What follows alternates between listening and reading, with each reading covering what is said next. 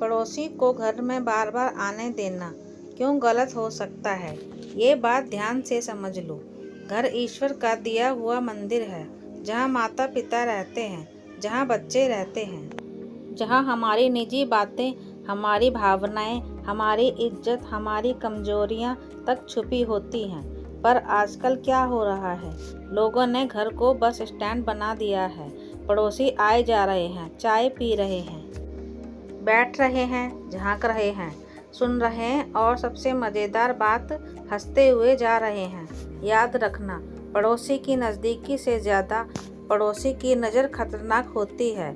घर ज़्यादा खुला तो राज भी खुल जाते हैं। आजकल लोग सोचते हैं, अरे पड़ोसी तो अपने परिवार जैसे हैं। लेकिन बेटा, परिवार वो होता है जो तुम्हें गिरते देखकर संभाल ले। पड़ोसी वो नहीं जो तुम्हें गिरते देखकर और गिराने को सोचे। तुमने उन्हें जितना घर में आने दिया, उतना ही वो तुम्हारे घर की कमजोरियां, झगड़े, पैसों की स्थिति, रिश्तों की हालत सब नोट कर गए। और फिर वही बातें चाय की टपरी पर चर्चा और मोहल्ले में गपशप बन जाती हैं। किसी संत ने कहा है, जो बार बार तुम्हारे घर आता है वो कभी न कभी तुम्हारी शांति लेकर ही जाएगा।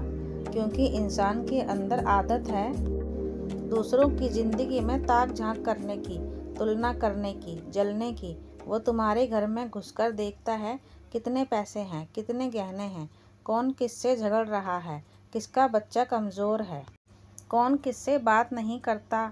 फिर वही बातें बनकर मोहल्ले में फैलती हैं। जो मैं बता रहा हूँ, मैंने अपनी आंखों से देखी है।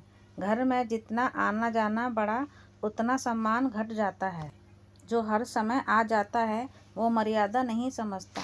लड़कियों वाले घर में तो यह और भी ज़रूरी है। बेटियों वाला घर हो तो याद रखो, जितने मुँह उतनी नज़रें, और जितनी नज़रें उतनी टिप्पणी। आजकल पड़ोसी अंकल हेल्प नहीं करते, निरीक्षण करते हैं। जो घर में बिना पूछे कभी भी आ जाए, वो दो बातें दिखाता है, या तो तुम्हारी मर्यादा कम है या उनकी नीयत साफ नहीं।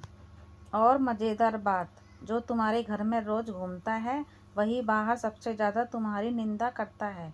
घर को खुला दरवाज़ा मत बनाओ, घर को सीमित दायरा बनाओ। जो लोग तुम्हारे करीब हों उन्हें घर में आने दो। जो लोग सिर्फ दिमाग, पैसा, चीज़ें या चर्चा के लिए आते हों, उनके लिए दरवाज़ा नहीं, बाहर की कुर्सी काफ़ी है। याद रखना, अतिथि देवो भव तब तक है जब तक अतिथि समृद्धि की तरह आता है, आदत की तरह नहीं।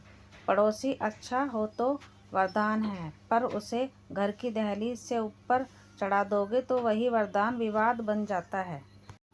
घर में प्रेम रखो, घर की सीमा भी रखो। सम्मान वहीं टिकता है जहाँ दूरी और मर्यादा साथ रहती हैं। शरीर के घाव पर मरहम लगता है, वैसे ही मन के घाव को भी उपचार चाहिए।